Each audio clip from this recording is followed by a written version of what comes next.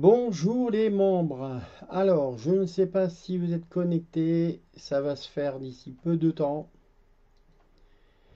Et je regarde si c'est parti. Effectivement, c'est parti. Donc, on va attendre qu'on ait un peu de monde pour commencer. Donc, déjà, bienvenue à tous. On va attendre un peu qu'il y ait du monde qui monte. Voilà, pour l'instant, donc on a peu de personnes qui se connectent. On va attendre un petit peu sur un sujet qui peut être très intéressant, surtout pour les nouveaux, sur l'hivernage au niveau des camping-cars. Voilà. Donc pour l'instant, on est 7. Donc attendez un petit peu. Je vais démarrer dans quelques instants.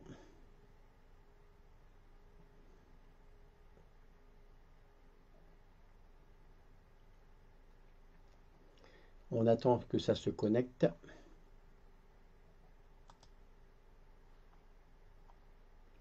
Bonjour. Bonjour Marie. Bonjour Reynald. Salut Sergio. Salut Naya. On va attendre qu'on ait un petit peu de monde qui arrive sur le live, pardon.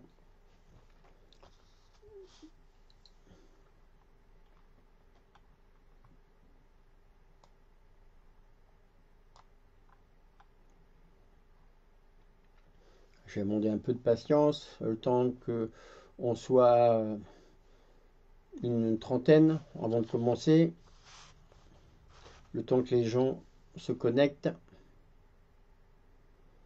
Et ensuite, on passera aux choses sérieuses.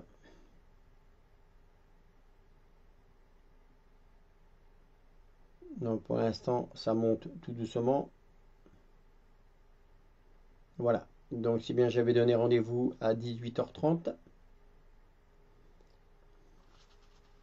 J'ai reculé parce que j'ai eu des petites choses à faire avant. Bonjour tout le monde.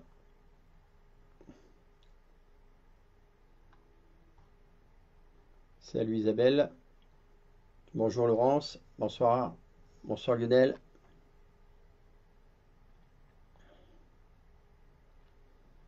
Alors juste, pouvez-vous me dire si vous m'entendez bien ou s'il faut que je rajoute du son? Éventuellement, Serge, tu peux me donner l'info. Bonsoir, Morema. Voilà, on commence à être du monde.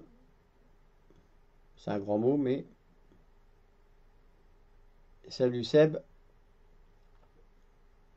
Donc j'attends encore un petit peu pour démarrer le live.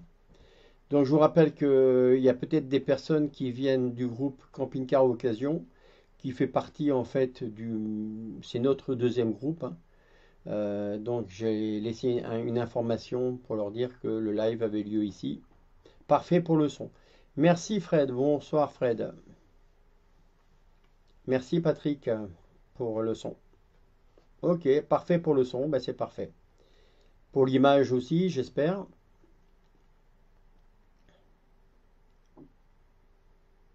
Parfait aussi. Ben, écoute, si tout est parfait, on entend très bien. Ben, c'est le principal. Alors je vais éviter de dire des bêtises. Sinon je vais me faire rappeler à l'ordre.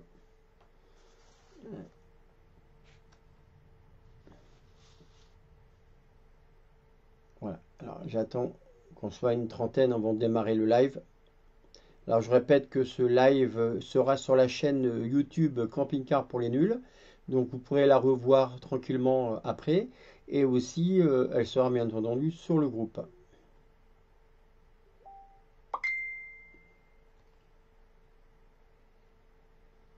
Tout va bien. Oui, merci Patrick. Je ne vais pas vous dire ce qu'il m'a dit, mais ça fait sourire.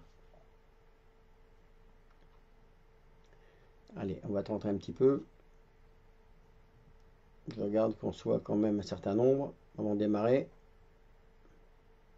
Voilà, ça monte doucement. Il y a toujours des personnes qui ont du mal des fois à nous retrouver sur les lives. Donc j'attends qu'on soit encore quelques-uns avant de démarrer.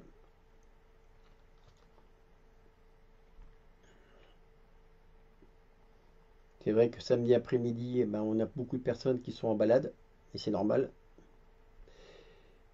Il y a un bonhomme en plein milieu de mon écran de le camping-car, tu peux l'enlever. Écoute, moi je veux bien, mais ouais, écoute, je peux mettre quelqu'un d'autre à la place, mais je vois personne autour de moi. J'espère qu'il fait beau chez toi dans ta région, Ray. Nous avons un très grand soleil dans le Var. Ça change. C'est mieux, Sergio. Allez, on va démarrer.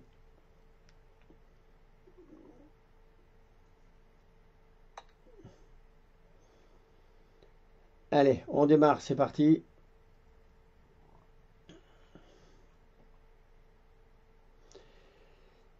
Donc, l'hivernage, ça consiste à quoi? Ben, tout simplement à protéger notre camping-car pendant la saison où nous n'allons pas rouler.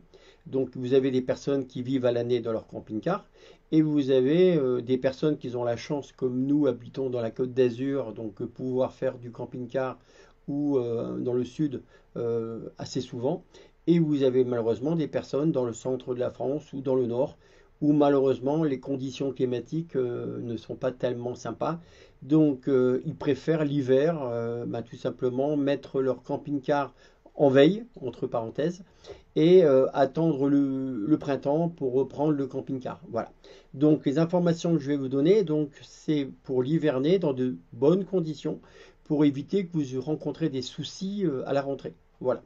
Donc on va commencer par l'intérieur du camping-car, sachant d'abord, je vais parler de ceux qui ont la chance de pouvoir hiverner leur camping-car dans un garage fermé. Parce qu'on peut très bien hiverner son camping-car sur un terrain de camping-car extérieur où il n'est pas protégé du tout ni du vent ni de la pluie, et vous avez des gens qui ont la chance de pouvoir les mettre dans des granges ou dans des grandes serres ou dans des endroits fermés où le camping-car, c'est vrai, il sera quand même beaucoup mieux. Mais voilà, donc pour les personnes qui sont dans des endroits fermés clos, comme des granges et qui n'ont bénéficient pas de courant. Donc je leur conseille tout simplement de débrancher les batteries le plus, ou un coupe-circuit, soit que vous avez un coupe-batterie, donc on se sert du coupe-batterie, et si on n'a pas le coupe-batterie, on va tout simplement débrancher le plus. Idéalement, c'est de pouvoir l'amener chez soi et de leur mettre un chargeur intelligent. Donc c'est un chargeur qui va tout simplement pouvoir vous mettre comment on appelle ça, qui va pouvoir tout simplement enregistrer et se charger de batteries, je parle des batteries au plomb, donc ça va pouvoir les entretenir. On les met à la maison et puis un mois on fait une batterie, l'autre mois on fait l'autre batterie tranquillement, et disons qu'ils vont servir tout simplement à entretenir la batterie pendant le fait qu'elle ne fonctionne pas. Alors ça, attention, ça ne marche pas pour le lithium. Justement, on a un spécialiste du lithium dans le groupe. Vous savez qu'on a des gens très intéressants. On a par exemple Fred Barr, donc c'est son nom sur le groupe. Il est spécialisé en batterie. Il monte lui-même des batteries lithium. D'ailleurs, il est partenaire du groupe et il nous propose des choses intéressantes. Et il est plébiscité par Jean-Pierre Frégonès, donc vous devez tous le connaître. Ça fait partie en fait des personnes très intéressantes et très au courant sur tout ce qui est énergie, électricité et tout. Et Jean-Pierre d'ailleurs s'est fait monter une batterie chez lui. Donc pour que Jean-Pierre monte une batterie chez lui dans son camping-car, c'est que c'est des batteries fiables. Donc tout à l'heure, j'ai eu Fred au téléphone et il m'a dit que pour les lithium, par contre, soit qu'on a un coupe-circuit, on le ferme, ou soit tout simplement on débranche le plus. L'idéal pour une batterie lithium, c'est qu'elle soit chargée entre 40 et 70%. Il ne faut surtout pas la charger en permanence l'hiver. Elle ne va pas apprécier. Donc une fois qu'elle sera chargée entre 40 et 70%, on coupe le plus et puis on la met tranquillement au repos. Soit qu'on l'amène chez soi, soit éventuellement on peut la laisser dans le camping-car. Alors ça, je parle bien pour les batteries, pour les camping-cars qui sont en fait dans des granges, qui sont tout simplement à l'abri.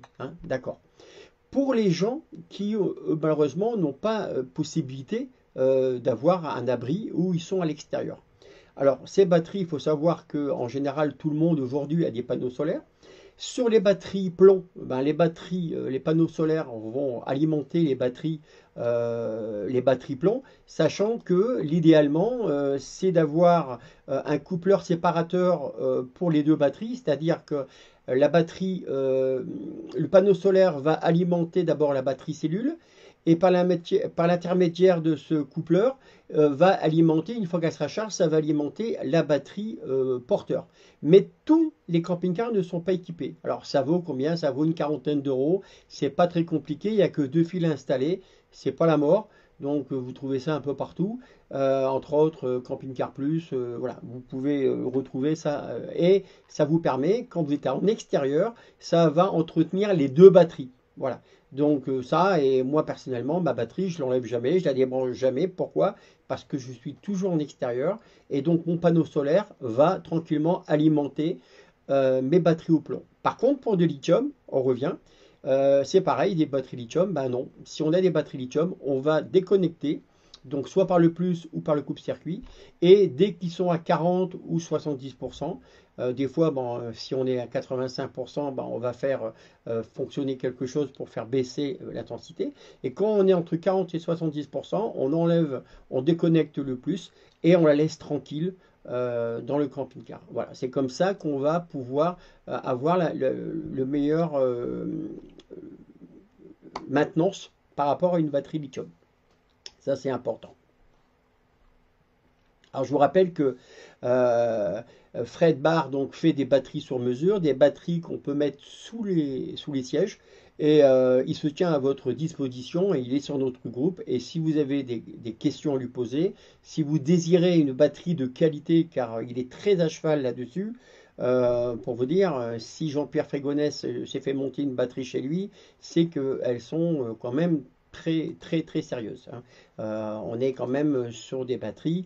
Donc eux, il fait justement sa spécialité, c'est faire des batteries qu'on peut adapter parce que beaucoup de camping-cars ont des batteries sous les sièges. Donc il fait des batteries un peu sur mesure, hein, du 200 à 260 ampères, sachant qu'avec une 260 ampères, vous êtes le roi du monde. Hein. Dans un camping-car, franchement, vous êtes au top. Hein, il n'y a pas de souci. Quand vous êtes, alors c'est pareil, donc les batteries, on va profiter aussi, comme on va démonter, avant de démonter les batteries, si on laisse les batteries en extérieur, on va quand même nettoyer les panneaux solaires pour qu'ils aient un rendement maximum. Hein. Ça ferait partie d'abord du nettoyage du camping-car derrière. Qu'est-ce qu'on va faire à l'intérieur? On est toujours sur l'intérieur du véhicule, on va vider tout simplement les eaux. Voilà, alors on va vider tous les circuits, ça c'est important. On va vider tous les circuits, donc les eaux propres, les eaux sales bien entendu. On va enlever le petit bouchon qui se trouve dans le réservoir d'eau pour justement évacuer tout l'eau. On va ouvrir la sécurité du brûleur du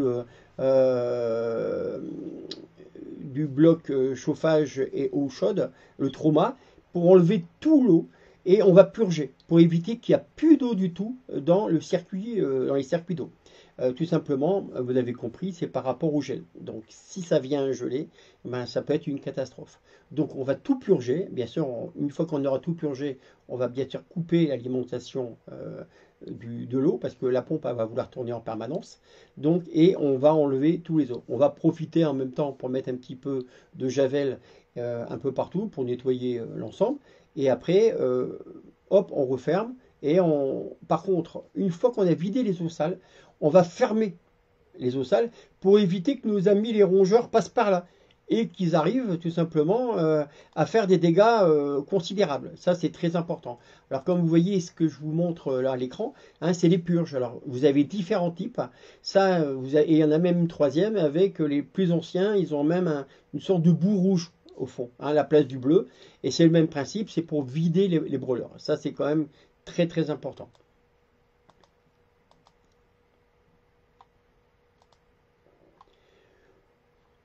Qu'est-ce qu'on va faire une fois aussi? On va profiter. C'est pour ça qu'un hivernage, il faut compter 2 jours de travail si on est à 2, tranquillement. On va bien entendu profiter pour faire un très gros nettoyage à l'intérieur. On va laisser aucun aliment, pas de biscuits, pas de riz, pas tout ce qui peut alimenter et faire venir nos amis les souris, les rats et j'en passe, c'est les meilleurs. On va profiter pour faire un gros nettoyage. On va bien sûr faire un gros nettoyage de frigo. On va profiter, voilà, on va laisser légèrement aérer, hein. On va tout nettoyer à fond, nickel. Les couettes, c'est pareil, on va faire attention au niveau des couettes. L'idéal, c'est de l'emmener à la maison. Les oreillers, on les amène à la maison et on va aérer.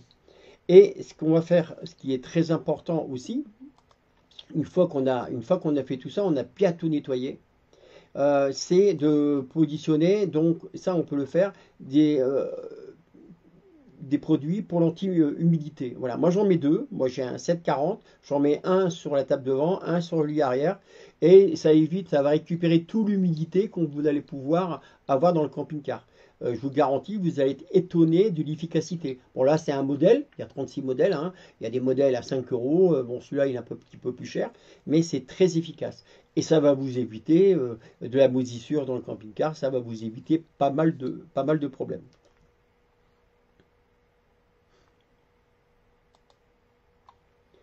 Moi, je conseille aussi ce produit. Alors, ce produit, c'est quoi? C'est tout simplement un produit pour enlever, ben, pour faire peur à nos amis répulsifs, en fait, pour les souris, pour les rats. Et ça fonctionne à batterie, ça fonctionne très bien. Et ça va éviter, c'est surtout pour les gens qui ont des camping-cars dans les granges, parce que vous savez que nos amis souris, ils aiment bien aller fouiller, voir un peu ce qui se passe. Et le mettre ça dans le camping-car, ben, franchement, elles vont pas aimer du tout, elles vont pas apprécier. Ça vaut une cinquantaine d'euros sur euh, Amazon, par exemple. Et ça va vous permettre tout simplement ben, de protéger et d'éviter les souris de venir s'attaquer au fil. Et vous savez que ça peut faire des gros dégâts. Ça, c'est quelque chose d'important.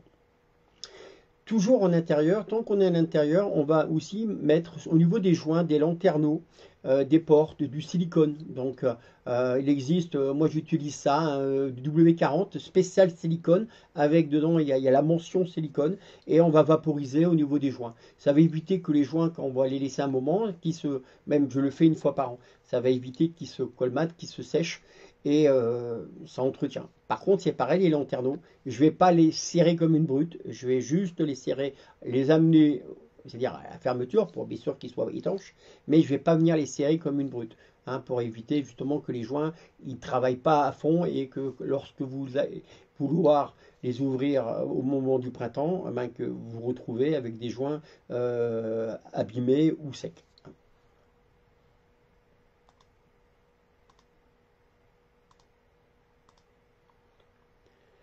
Qu'est-ce que je vais faire aussi? Tout simplement, je vais faire le plein de gasoil de mon camping-car.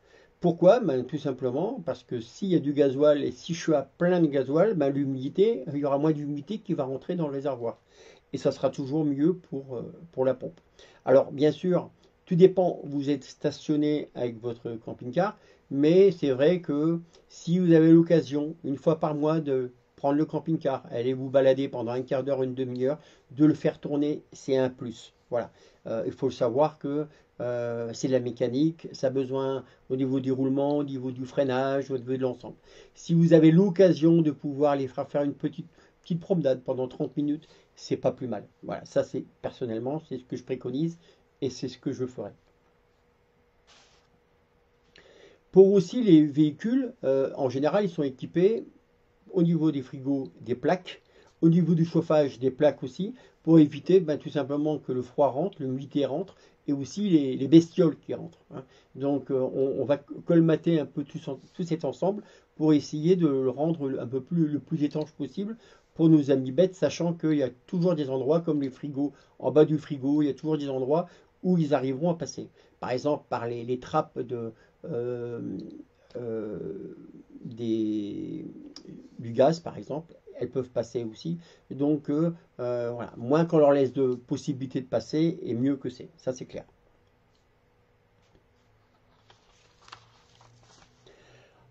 On va passer maintenant à l'extérieur.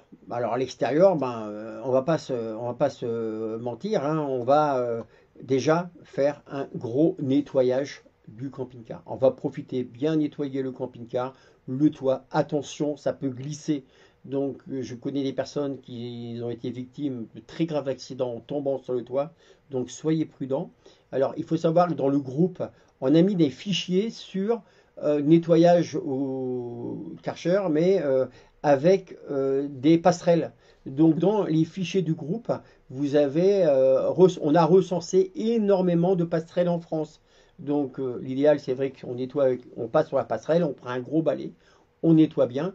Idéalement, l'hiver, moi, je préconise de se servir du clean caravaning, donc ça va très bien. C'est aussi un partenaire à nous. Mais par contre, il faut bien respecter la dose. Il ne faut pas se dire, allez, on va mettre 20%, ça sera mieux. Non, surtout pas. On va mettre 5%, on va bien respecter là aussi sur le groupe YouTube, j'explique comment on se sert du clean caravaning. Hein, on va commencer par le bas, on va nettoyer, on va d'abord prendre un vaporisateur, on va vaporiser bizarrement du bas jusqu'en haut et on va rincer, c'est pareil, du bas jusqu'en haut. Et surtout bien rincer et bien utiliser donc les consignes. Pas se dire, allez, j'en mets plus, ça ira mieux. Et non, parce que ça va faire des traces et ça ne sera pas sympa. Donc, on utilise justement à faible dose. Donc, qu'est-ce qu'on va faire? On va d'abord on va nettoyer, faire un gros nettoyage du camping-car. Ça, c'est important.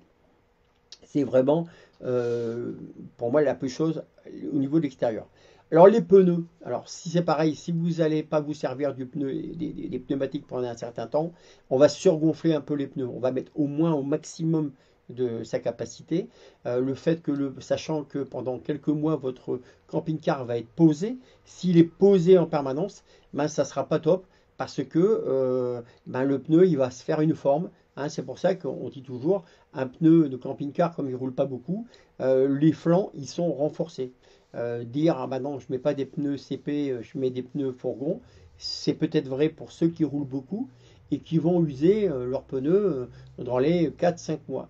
Par contre, si vous gardez, vous faites 3-4 000 km par an maximum et vous les gardez 5 ans, ben, c'est des pneus qui travaillent énormément. Il faut savoir qu'on est tous à 3,5 tonnes, voire plus.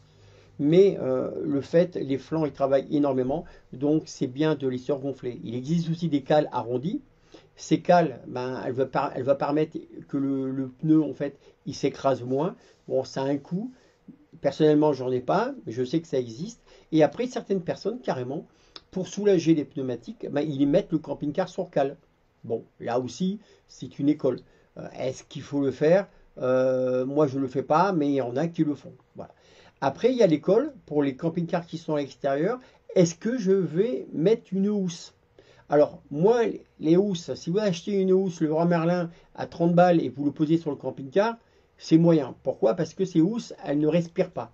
Donc, moi, je préconise quand même de prendre des housses de qualité qui sont faites, justement, qui ont une qualité poreuse, qui vont respirer. Et en plus, moi, je préconise de mettre carrément des boudins.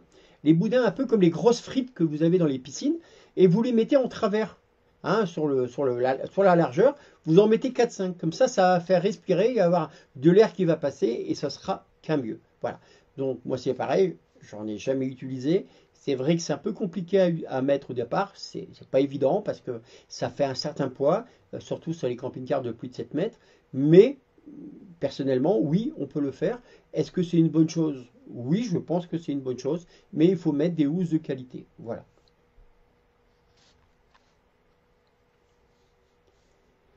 Qu'est-ce que je peux vous dire d'autre? Ben, comme on dit, si aussi sur les portes extérieures, vous avez, comme je vous l'ai dit tout à l'heure, si vous avez du silicone, eh ben, on va en mettre hein, au niveau des portes. Voilà, on va en mettre au niveau des joints, on va en mettre au niveau des baies vitrées. Hein, on ne va pas hésiter. Hein, c'est du silicone, ça ne va pas ronger et ça ne peut qu'entretenir. Donc ça, c'est quelque chose de très important. D'accord? Après, ben, c'est toujours pareil. Tout dépend l'usage que vous allez en faire. Mais suivant où il sera stationné, ça sera toujours un plus.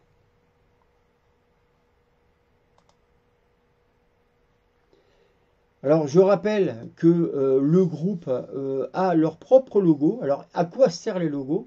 Les gens, des fois, ils me posent des questions. Ben, tout simplement, ces logos, comme vous voyez là, il y a Laurence et Arthur. Arthur, c'est le petit chien de Laurence. Et donc, on lui met une papate. Et c'est tout simplement, en fait, c'est un signe de reconnaissance. Lorsque vous allez vous retrouver sur une aire, sur un camping ou en balade, lorsque vous allez rencontrer un membre avec le logo du groupe, ben, tout simplement, il va y avoir tout de suite, on va t'attirer l'un vers l'autre. Et puis, voilà, on va briser la glace quelque part. Et en même temps, ça nous fait connaître le groupe. Et connaître le groupe, ça veut dire quoi? Ça veut dire que par rapport à certaines personnes, on aura un peu, on pourra éventuellement être privilégié et avoir de remises. Alors, il faut savoir qu'actuellement, on est partenaire, donc on le dit tout à l'heure, on est avec Fred Bark, il nous propose ses batteries, donc ces batteries qui fait maison de super qualité, donc il nous fait un partenariat.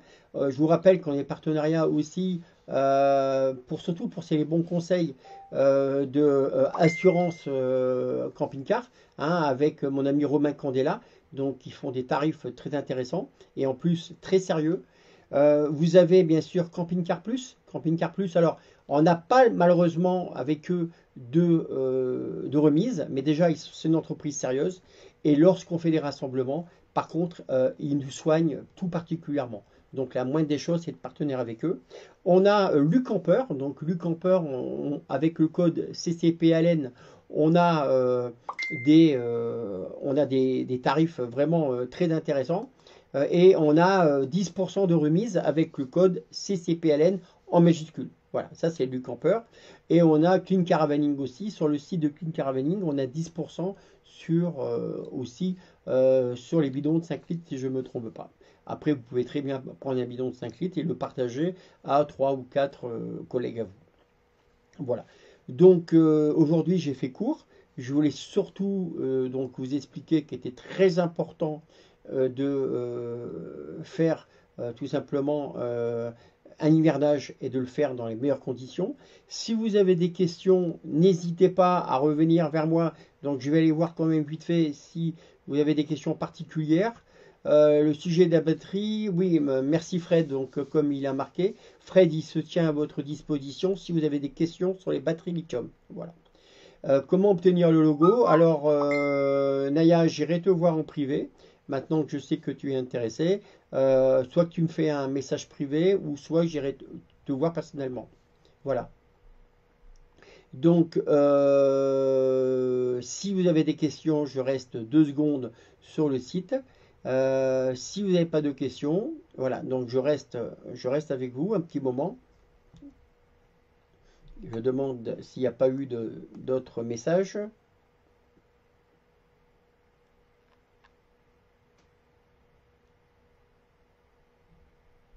Non, il n'y a pas d'autres messages. Alors, je vous répète, nous avons une chaîne donc YouTube qui nous permet justement de revoir toutes les informations, où on parle pas mal de sujets. Je suis aussi depuis peu sur TikTok.